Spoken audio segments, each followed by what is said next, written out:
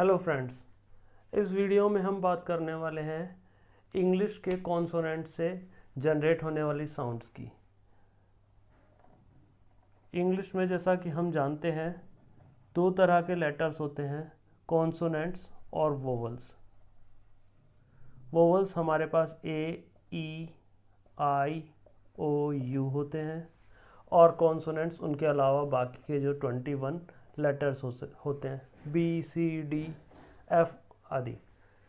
तो पिछली वीडियो में हम देख चुके हैं कि इंग्लिश के वोवल्स किस तरह से अलग अलग वोवल यानी स्वर की साउंड जनरेट करते हैं। हमने देखा था कि हिंदी में बहुत सारे वोवल्स यानी स्वर हमारे पास होते हैं, जबकि इंग्लिश में उनके मुकाबले काफ़ी कम वोवल्स हमारे पास हैं।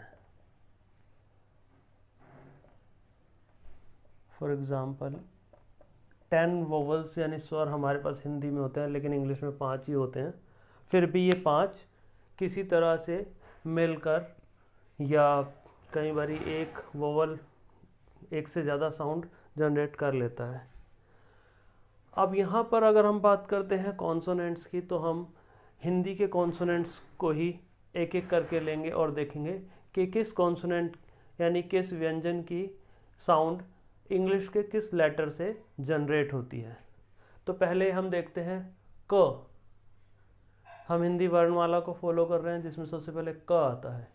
क की साउंड इंग्लिश में दो लेटर, ध्यान दीजिए, दो लेटर निकालते हैं, के और सी। मतलब के भी और सी भी, दोनों मिलकर नहीं, अलग अलग। कहीं पर सी, जैसे कि CAT कैट, कैट मीन्स बिल्ली, कैट के अंदर क की साउंड जो आ रही है वो सी से आ रही है। वहीं अगर हम दूसरा वर्ड देखें kite, KITE kite, kite means पतंग, तो वहाँ पे क की साउंड के से आ रही है। ठीक है। इसी तरह से क के आगे ख, ख की साउंड हमारी आती है KH से। ध्यान दीजिए, के अंदर H हम लगाएंगे तो ख बन जाएगा। अब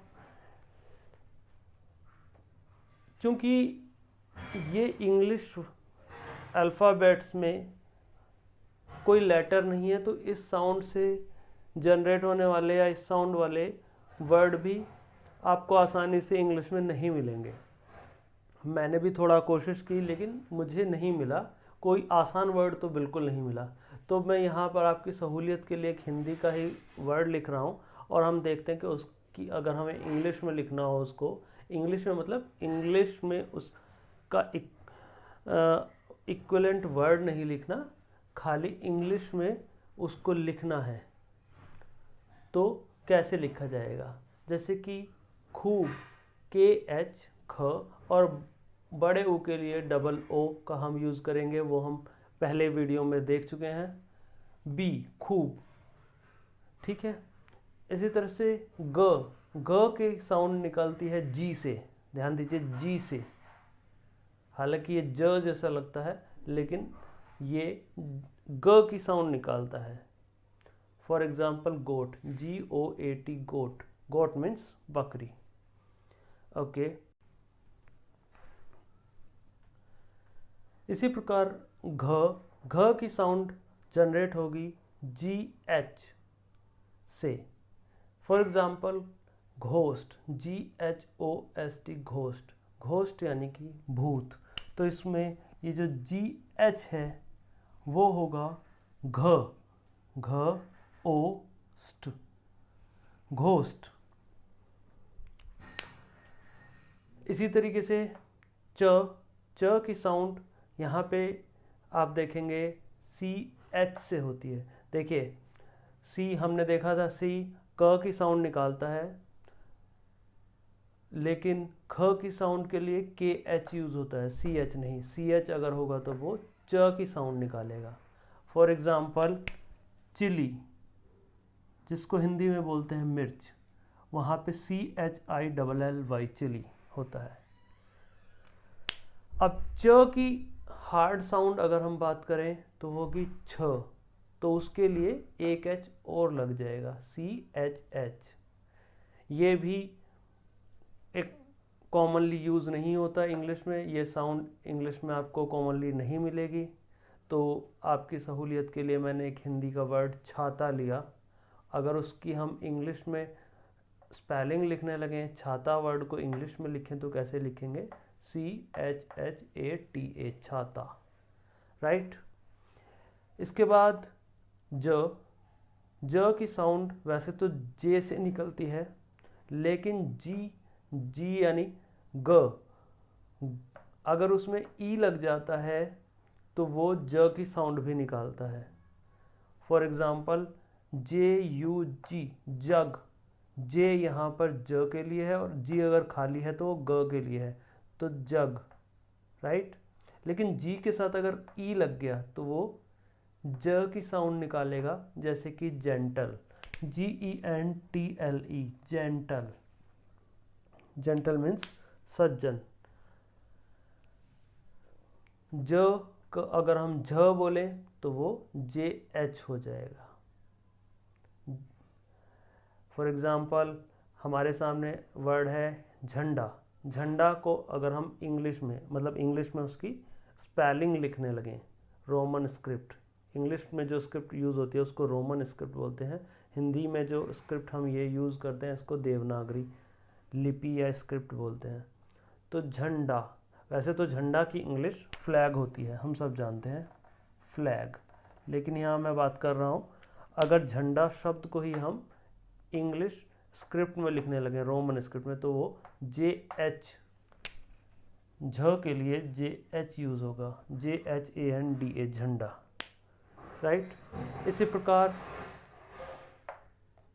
त और ट दोनों के लिए, ध्यान दीजिए, त और ट दोनों के लिए टी यूज़ होता है। मेनली अंग्रेज लोग तो शब्द नहीं बोल पाते, अक्षर नहीं बोल पाते हैं। जैसे आपने पुरानी फिल्मों में या अंग्रेज़ों की फिल्म, मतलब हिंदी की वो फिल्में जिनमें अंग्रेज होते हैं और वो हिंदी बोलते हैं, या किसी अंग्रेज को हिंदी बोलते हो सुना हो, तो वो तो तीर नहीं बोलेंगे, टीर बोलेंगे, तरबूज नहीं बोलेंगे, तरबूज बोलेंगे।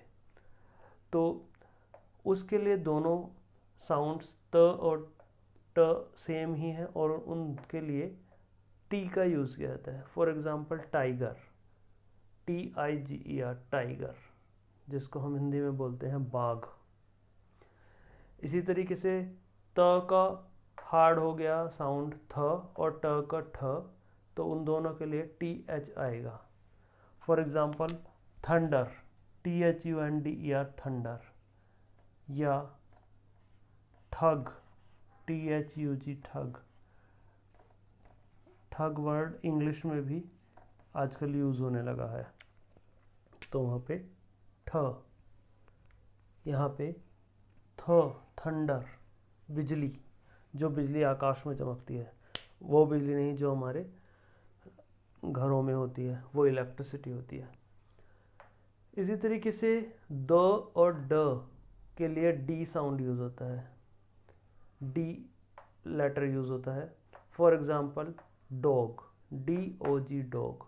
द फिर से मैं बोलूँगा कि वो बहुत कम यूज़ करते हैं या रेयरली ही यूज़ करते हैं, अगर कहीं होता है तो उसके लिए द की साउंड डी से ही जनरेट होती है।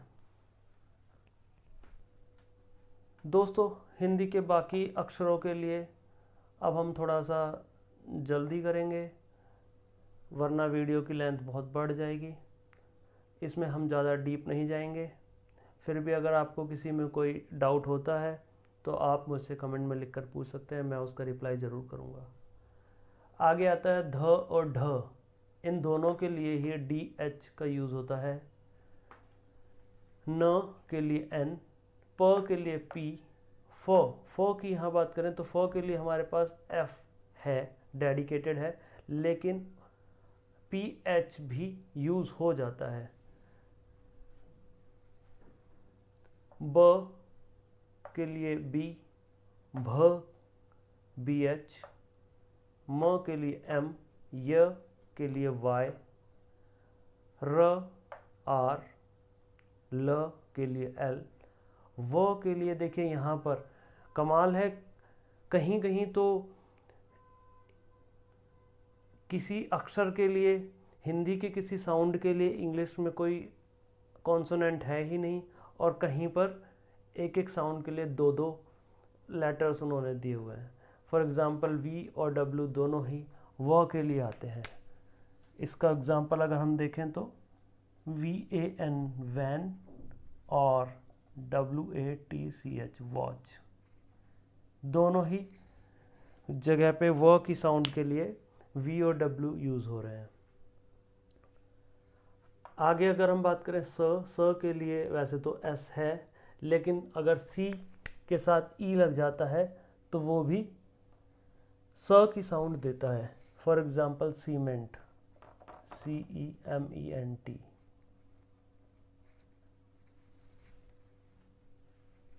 या सेल।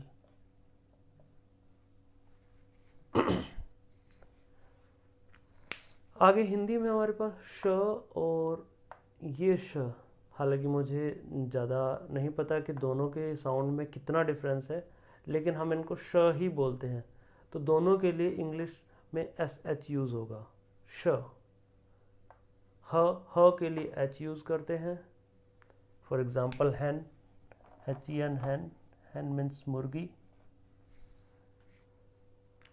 अक्ष, अक्ष के लिए वैसे तो X यूज़ हो सकता है, या कहीं कहीं पर KSH, तीनों मिलकर ये अक्ष का साउंड निकालेंगे।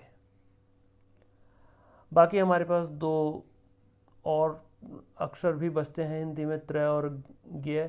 इनको कवर करना वैसे मैं ज़रूरी नहीं समझता, क्योंकि ये खुद ही कंपाउंड है, दो अक्षरों से मिले हैं। फॉर एग्ज़ाम्पल त्र जो है वो आधा त और र है, सॉरी त और आधा र है, और ज्ञ ये आधा ग और ये है। फिर भी अगर हम देखना चाहें तो TR त्र की साउंड निकालेगा, और ज्ञ की साउंड निकलेगी GY से।